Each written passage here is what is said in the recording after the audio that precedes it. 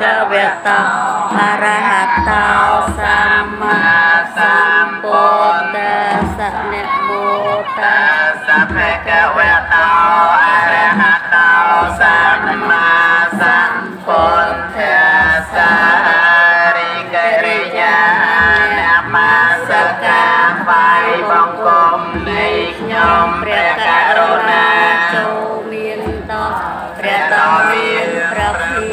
អង្គលោកព្រះអង្គជាព្រះអរហន្តដ៏ប្រសើរទ្រង់ត្រាស់ដឹងនៅយាយធម៌ទាំងពួងដោយប្រពៃចំពោះព្រះអង្គឥតមានគ្រូអាចារ្យណាប្រដៅ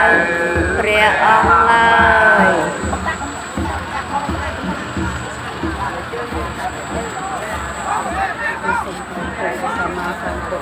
แผลปอดที่เจ้าพ่อแผลปอดที่เจ้าผู้แผลปอด